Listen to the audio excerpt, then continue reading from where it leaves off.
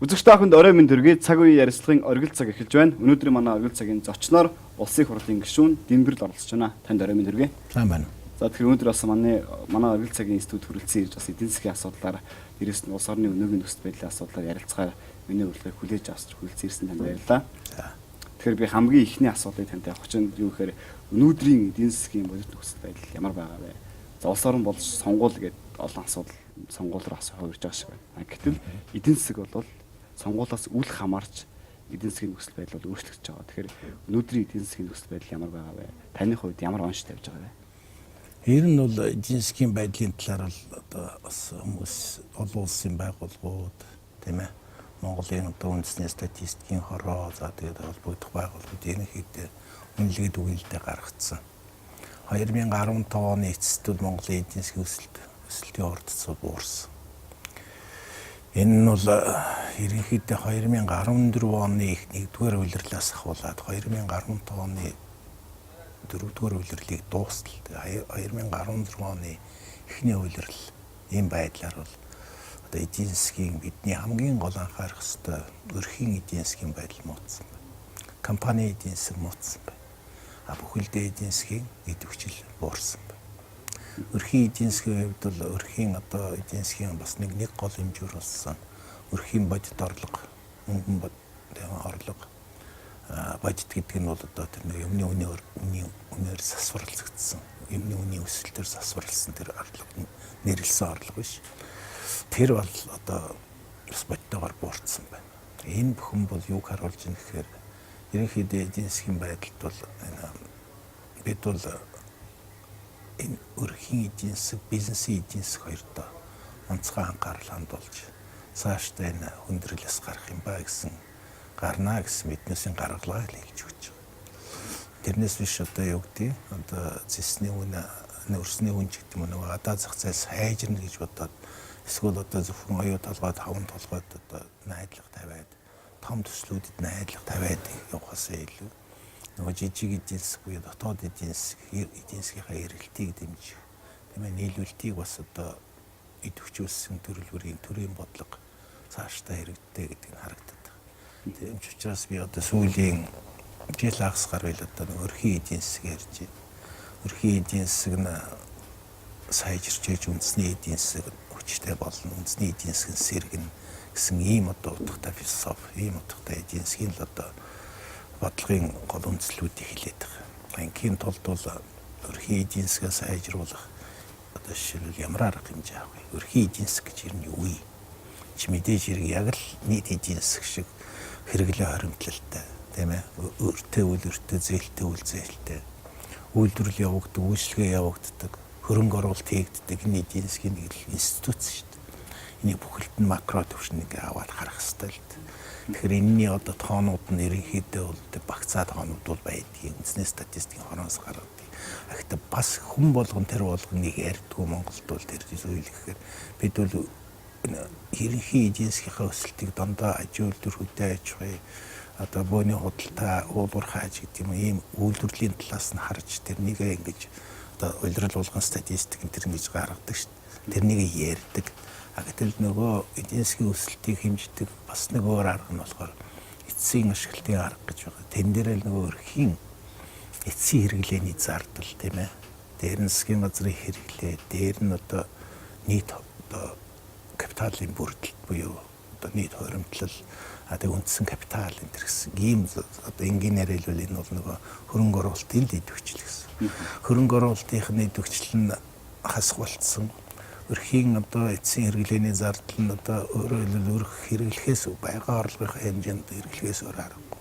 Гэхдээ орлогын хэмжээ бодитогоор өсөхгүй байгаа тохиолдолд тэгэхээр одоо нөгөө экспорт импортын зөрүү бол одоо нэмэх тэмдэгтэй болсон байгаа шүү дээ тийм ээ хазаар. Гэхдээ энэ бол нэг тийм сайн үзүүл биш л дээ эцсийн дүнд.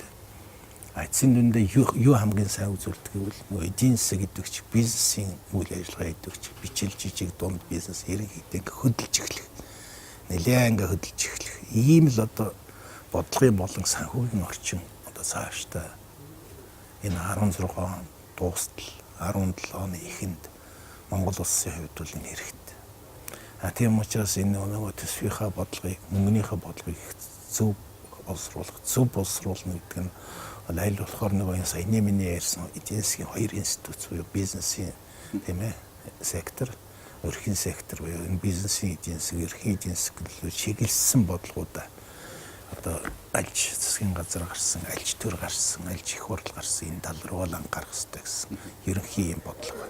Мэдээж хэрэг тоон өсөлтүүдийн хувьд бол олон янз янзын прогноз байна. Монгол банкны прогноз байна, сангийн яамны прогноз байна, Дэлхийн банк, олон улсын валютын сангийн прогноз. Гэтэ ерөнхий эдийн засгийн прогнозлж байгаа гол одоо тэр өсөлтийг төсөөлж байгаа зүйл нь ерөнхийдөө өсөлтүүл нэг урдын шиг адил биднээс бас нэг тийм өндөр өсөлтүүд найдахгүй.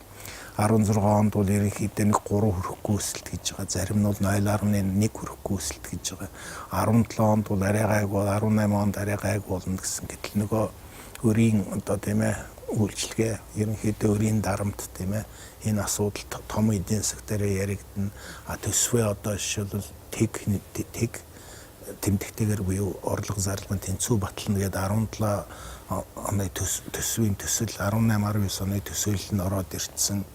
Одоо ийм орчинд бол одоо биднээс төсөвтэй байршуулалтаа буюу төсвийнхээ орлогыг зөв төлөвлөх, зарлагаа зөв байршуулах тэр нь саяны миний ярьсан хоёр сектор руу чиглэсэн. Өөрөөр хэлбэл тойргийн төлөө булаацалтгаас илүү бүхэлдээ макро эдийн засгийг харсан эдийн засгийн энэ секторынхаа бизнесийн сектор, өрхийн сектор хоёр руу илүү анхаарсан бодлого. Явбал өрхийг бол зөвхөн одоо нийгмийн одоо нэгж захиргааны нэгж гэж харахаас илүү эдийн засгийн нэг институт юм аа. Энэ 860-70 мянган өргөч нийлээд Монголын эдийн засгийн одоо түрүүний миний ярьсан эцсийн хэрэглээний 60%-ийг бүрдүүлж байна гэдэг талаас нь харуул гарцаагүй юм бодлого руу шиглэж гисэн. Эдийн засаг, Монголын эдийн засаг хамгаалт багтаа байна. Гаднаас дэндүү хараат байна. Уулуурхайн бүтээгдэхүүн үн хааш унсахаар Монгол шууд хямрал болж нөлөөлдөг. Тэгэхээр цаашдаа бид эндээс гарах ямар арга зам байгаа юм бэ? Сая би одоо ерөнхий нөгөө дотоод эрэлт тийм ээ. Одоо чивэл юу асууж ирэхээр нөгөө гадаад эрэлтийг асууж ирэл. Тийм үнэн биднээс бол нөгөө гадаадын одоо нөгөө дэлхийн одоо түгээн эдийн зах зээлээс үнэхээр хамааралтай. Эдийн засгийн бүтц маань ийм болцсон. Энийг хүн болгон мэддэг, хүн болгон ярьдаг, хүн болгон санаан зовдөг тийм ээ. Тэгээ энээсээ биднээс ямар том эдийн засгаа салаалуулъя, солонгоруулъя, экспортынхаа бас тийм болгоё. Тэгээ дан ганц уулуурхай гэсэн энэ бол яриа.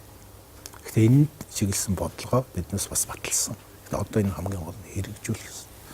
Хамаарал багтаа эдийн засаг гэдгийг байхын тулд манай улс чинь өөрөө нөөцөөс хамааралтай улс ийм эдийн засаг болчиход байна шүү дээ. Тэр нөөцийн хамаарлаа багасгах хэрэгтэй. Нэгдүгээрт, хоёрдугаарт бол хамаарал багтаа өөрөөр хэлбэл аль болохоор хамаарал багасгах. Түрүүний ярьсан салаал буюу диверсификац гэж яриад байгаа.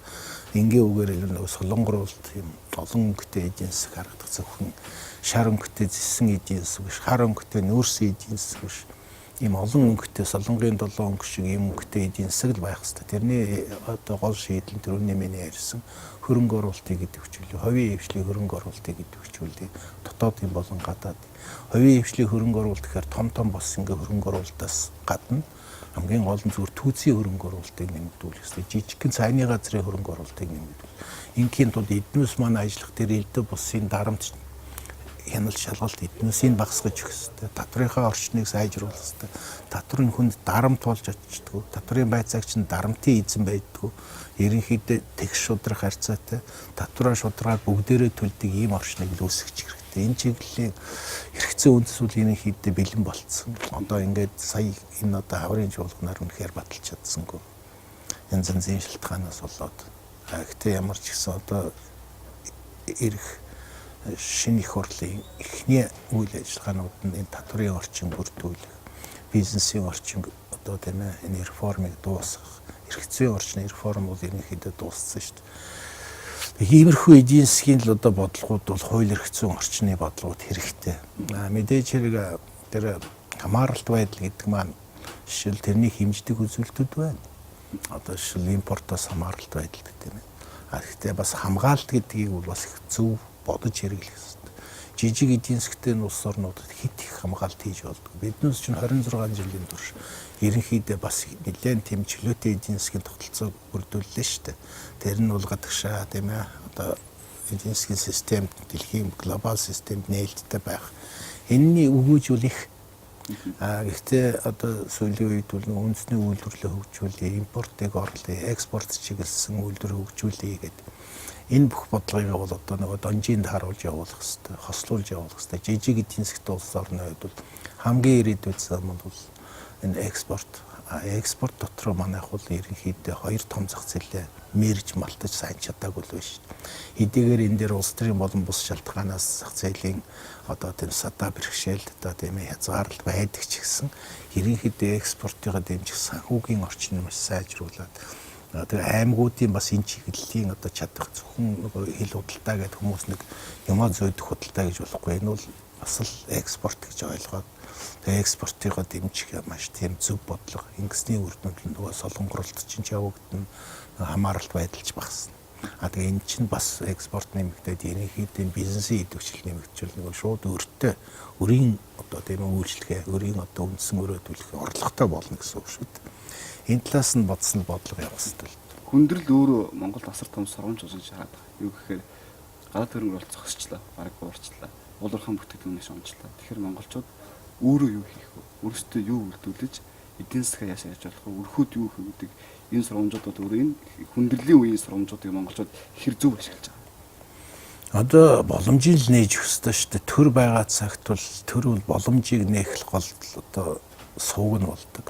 Хүмүүст бол одоо юу гэдэг чи ингэж амьдр гэж хэлэхээсээ илүү би ингэж амьдр байна гэсэн хүмүүсийн хүслийн л одоо тэр талын бодлогын орчин, санхүүгийн орчин. Тийм учраас миний одоо бас нэг их сүүлийн үе Монголынхаа эдийн засгийн бодлогын одоо үг хэллэгт үгсийн санд нэвтрүүлэх гэж ядаад яваад яриад байгаа зүйл маань бол хүртээмжтэй санхүүжилт.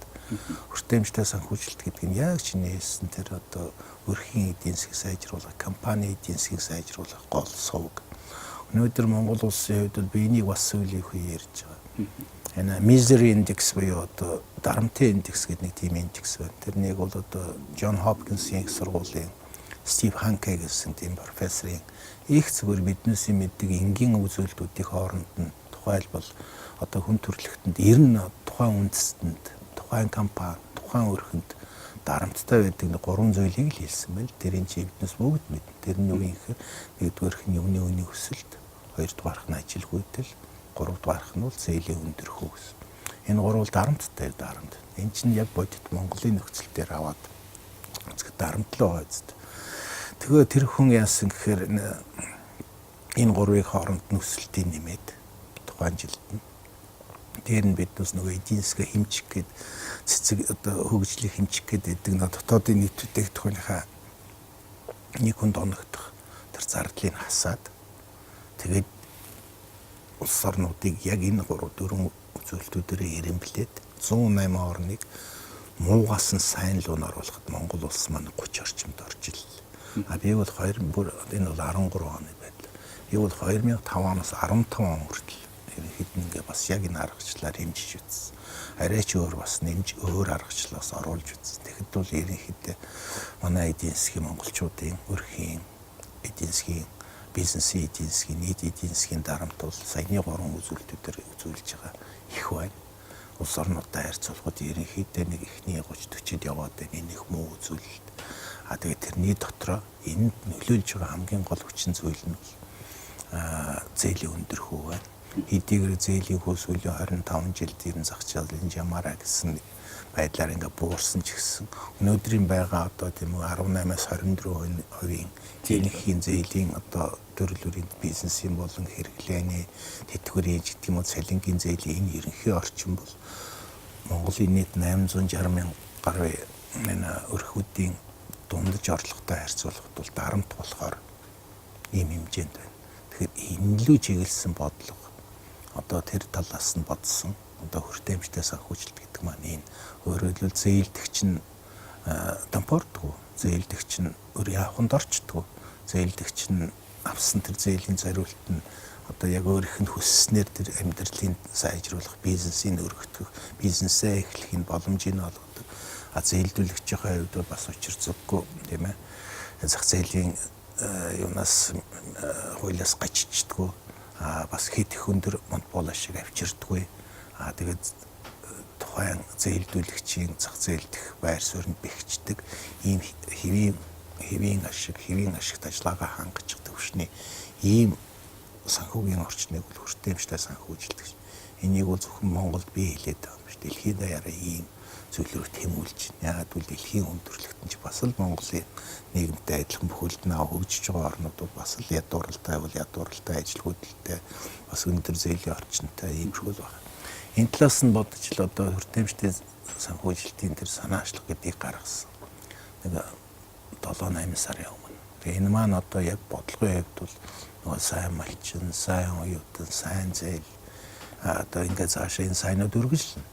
Энийг би бол одоо жишээлбэл банк ус санхүүгийн байгууллагуудыг энэ бүр хамруулъя гэдэг энэ талын юм санаачлаад ярилцаад одоо мөтгөн хэрэгжиж эхлэх байх. Өөрөөр бизнесийн зээлийг бас доошлуулахын хүний тулд зөвхөн төрийн банкыг ашиглах төдийгүй бас банк ус барилжины банкуд бол энд нэгдвэл маш сайн.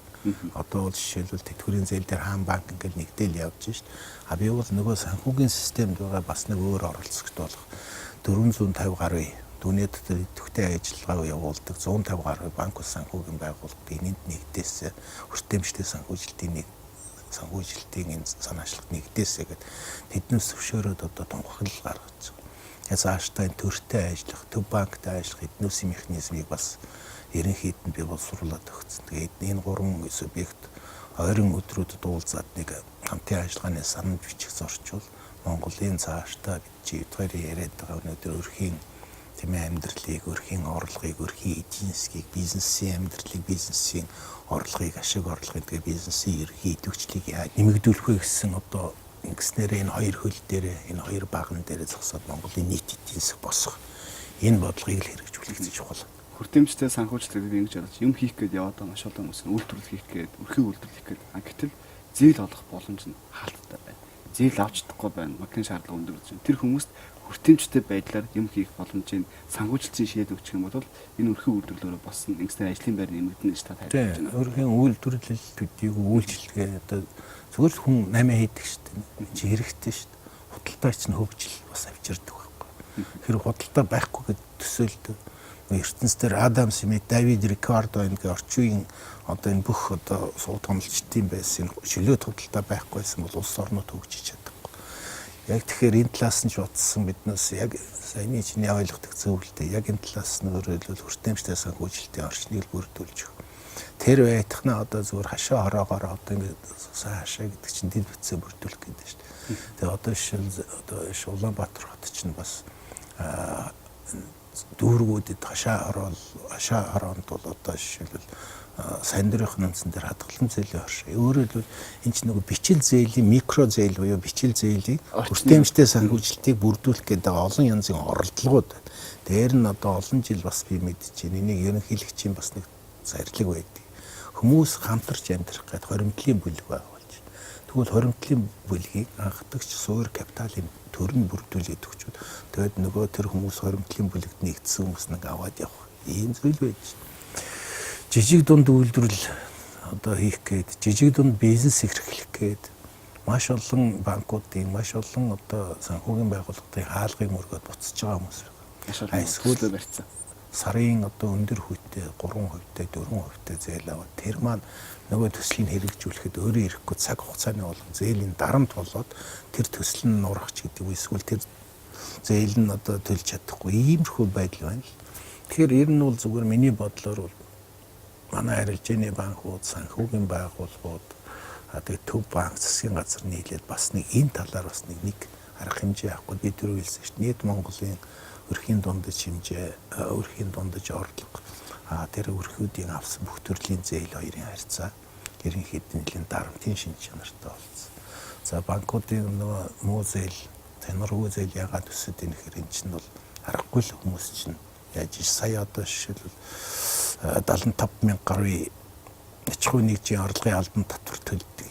Энэ одоо нэгжүүдийн ерөнхий тайлан гарахад 36,000 X тайлан өссөн шүү дээ. Тэгээд тэднээс статистикийн газрын бас судалгаануудыг ингээ харахаар үйл ажиллагаагаа төр зогсоосон гэдэг нийт статистикийн байгууллагын бизнесийн регистрт бүртгэлтэй 100 хэдэн мянгаас нь 50,000 гаруй нь бас үйл ажиллагаагаа төр зогсоосон шүү дээ. Энэ бүх үйл ажиллагаагаа зогсоосон, энэ бүх одоо X тайлан өгдөг энэ аж ахуйн нэгжүүд боддоо ингээд сэргээд ирвэл энэ эдийн засгийн шоргоолжны өөр шиг гоё ингээд тийм хүн болгон өөрийнхөө хөдөлмөрөө байртай ингээд юм зөөгөл тийм ээ бараа үйлчлэгийг нийлүүлээ зах зээл маань нийтэх хүчээр энэ тохиолдолд сая одоо шил 21 мянган төгрөгөөр нэмсэн тэтгэр чинь жоохон ч ихсэн хувь нэмэр орно шүү дээ. Тэгэхээр нэг өрх бүр хоримтлал үүсгэхийн тулд эхлээд орлоготой байх хэрэгтэй. Орлого бий болохын тулд орлогыг бүрдүүлдэг бий болгодог энэ орчин нь тийм ээ санхүүгийн орчин бас төр байгаа цагт энэ санхүүгийн систем байгаа цагт энэ талаас нь бодсон ийм л бодлого одоо явах нь байна шүү дээ тийм ээ энэ л хэрэгтэй тийм энэ хэрэгтэй тэр нь бол нөгөө мөнгөний бодлого төсвийн бодлогууд нь бусад бодит секторыг одоо яаж дэмжих энэ талын бодлогоор удаар илэрхийлэх түүний дотор жижиг дунд бизнесийг дэмжих тэгээ бичил өрхийн бизнесийг дэмжих. Дээр нь одоо экспортыг тийм ээ нэмэгдүүлэх, нэр төрлийг олшруулах, импортыг үр ашигтайгаар орлохын процесс. Жижиг зах зээлтэй учраас би үр ашигтай гэдэг үгийг бол их онцолж хэлээд л хит их хамгаалалтаа ингээд явуул бас энэ чинь инкубаторын нөхцөл одоо өсчдөг. Тэгэхээр энэ чинь инкубаторд байсан юм чинь өрсөлдөөнд орчинд бол бас сайн өрсөлдөж чаддгүй ч гэдэг юм те. Дэлхийн эдийн засгийн бусд одоо хөршийн хоёр бид хоёр хөршийн зах зээлийг онцолж ярих гэж бодож байсан. Жишээлбэл Сибирийн мужууд тийм ээ. Тэгээд нэг хятадын 100 хайд мужууд өвөр Монголыг оруулаад энэ бол манай ирээдүйн маш том зах зээл. Экспорт. Тийм учраас энэ хоёр зах зээлийг эзэлж явах. Ийм л төрлийн бодлого хэрэгтэй. Ингийн тул санхүүгийн одоо боломжийн экспортыг дэмжих тийм ээ. Энэ бүх боломж экспорт гэхээр заавал ноос ноолор мах одоо арширины дээр биш шүү дээ. Ерөнхийд юу гаргаж болж чинь тэрнийг л гаргаад тэрнийгээ хөгжүүлэх шин толгойтой одоо гоё идеятэй залуучууд одоо жишээлбэл янз янзын юм яриад явж ш телевиз энтрээр харж байхад ийм юм бүтээгдэхүүн үйлдвэрлээд ийшээ гарах гэсэн юм гээл. Тэр чинь л экспортын шин зах зээл нь тэндээ байж зах зээл нь байж идэх судалсан санхүү нь байдаг тоолдог нь байдаг. Энэ л Монгол улс мөнгөтэй байсан үед би 11 онд эдийн засгийн өсөлт 17% хүрчихсэн. Би тэгвэл ягаад ингэж өнгөрсөн жил 7%, одоо эх жил 3% өгч юм уу. Энэ уналтаас өөрийгөө хамгаалалт нь хүртээмж эдийн засгийг бий болохгүй бол бэлэн мөнгийг шууд тараах ч юм уу. Нийгмийн халамж хэлбэрээр хандуулах нь өөр хамгийн буруу бодлого гэж тайлбар. Тийм. Хоёр юм хүнд чинь энийг чих зөв хүртээмжтэй эдийн засаг гэдээ яриад дээ. Одоо яг наадах чинь Дэлхийн банк ярьж байна. Яг наад хүртээмжтэй эдийн засаг олон улсын валютын сан ярьж байгаа. Дэлхийн өөрөө энийг ярьж байгаа. Хүртээмжтэй санхүүжүүлэх, хүртээмжтэй доктортой эдийн засгийн өсөлт гэдэг зүйлийг. Энэ маань өөрөө бас манай Монгол улсын 2030 оны одоо доктортой хөгжлийн үзэл баримталд томьёолоор сууц өөрөөр энэ томьёол гарч ирээл бодлого хэрэгжиж эхэлдэг байхгүй. Энэ маань хүний тархинд бодлого боловсруулах шүү дээ. За энэ тэгээд чиний саяны тэр ярьсан тэр одоо юу вэ шүү дээ саяны одоо мөнгөтэй юу байсан өсөлт ярьлаа шүү дээ. Өсөлтөн дээр биднээс бас нэг зүйл анхаарах хэрэгтэй юм байна. Мэдээж хэрэг одоо хүндрэлтний бодож олсон одоо хамгийн одоо сайн арчлал гэдэг шиг хамгийн сайн үзүүлэлт GDP л байна. Хүндрэлтэн хайгуул хийж өшөө бид амьдралаа юугаар хэмждэг болох юм. Энэ одоо өөрсдийнхөө аж байдлыг тийм ээ. Энэ талаар одоо ингээд эрэлх хайгуул яваад жишээ дээр байдгана Бутанд хүртэл нэг жаргалын яам гэж байгуулагдтаал тийм ээ. Тэгээд ад жаргалын индекс гэж хүртэл гаргаад ад жаргалын economics гэсэн тийм шинжлэх ухааны салбар хүртэл үүсэл. Тэгэл одоо нөгөө хүний хөгжлийн индексээс ахуулаад хүн болгын гэхдээ өөрснөө ихтэй биднээс миний бодлоор л эхлээд энэ дотоодын нийт бүтээгдэхүүн аягүй сайн ойлгох хэрэгтэй юм шиг санагддаг. Тэгэхээр одоо түрүүн бид өсөлт гэж ярьлаа шүү дээ. 17% өсөлт гэдэг бол үнэ. Гэхдээ энэ өсөлтийг бас бүрдүүлсэн бусад тухайн үед төсвийн албан төлөмөр байсан. Инфляцимаар байсан. Ингэж нөгөө өсөлттэй харьцуулахгүй өнөөдөр чинь биднээс бас нэг жоохон хөнгөн байдлаар улс төрж ядаа шүү дээ. Манай үед өсөлт ийм байлаа, танай үед ийм болчихлоо. Энэ бол маш буруу мэргэжлийн бус хандлага. Юу гэх ёстой гэхээр шил 17% өсөлтийг энэ бол 11 оны өсөлт тийм ээ. 11 оны өсөлт. Тэгээд 17 оны энэ 10 оны үнээр бодсон өсөлт. Гэхдээ урд нь бол 2005 оны үнээр бодож ингээд бас адилхан 17 өсөлт гарна. Тэгээд энэ суурийг их сайн бодож жишээлбэл одоо энэ эдийн засгийн өсөлтийг зөв тайлбарлаж явахгүй биднээс бас өсөлтийн хөөсөнд хуурдагдах тийм бодлогын алдаанууд байсан байна. Энэ талаас бодлогын алдаа гэдэг нь хэрэг бодлого боловсруулагч хит төсөлтийг шүтээд нөгөө дотоох агуулгын чиний хэлээд байгаа тэр хүртээмжтэй байдлынхны элементийн бага яриад байвал энэ бол бодлогын алдаа руу түлхэж байгаа. Манай өнгөрсөн жилүүдийн бас түүхүүл ийм л байна шүү дээ. Тийм ч учраас одоо бас намууч энэ талаараа бас нэг болооцолдох гэдэг шүү дээ. Тэгвэл энэ бол арай жоох утгагүй зүйл л дээ. Тийм учраас миний яриад байгаа чивэцгийн одоо энэ талаар яриад байгаа хүртээмжтэй эдийн засгийн өсөлтөө хүртээмжтэй болгоё буюу хурдцаас илүү чанарын агуулгыг анхаарья л гэсэн үг. За баярлалаа. Тэгэхээр соргил цагийн дуурай дуусч байна. Тэнийг бас манайс хүрэлцэн ирж өнөөдөр эдийн засгийн нөхцөл байдал, эдийн засгийн асуудал Монголд ямар хандах хэвтэй, эдийн засгийн төсөөр өөрчлөлтүүдийг яаж хийх хэвтэй гэдэг асуудлаар байр суурь илэрхийлсэн танд баярлалаа. За баярлалаа. Үзэгчдээ цаг үеийн ярилцлагын оргил цагийн хүрээд өндөрлж байна. Өнөөдөр манай оргил цагийн зочноор улсын хурлын гишүүн Дэмбэрл оролцож Монгол улсын эдийн засгийн салбарын өнөөгийн байдал цааш давж хэрэгжүүлэх арга замын талаар байр суурь илэрхийллээ. Оргил цагтаа хамт байсан үзэгч та бүхэнд баярлалаа.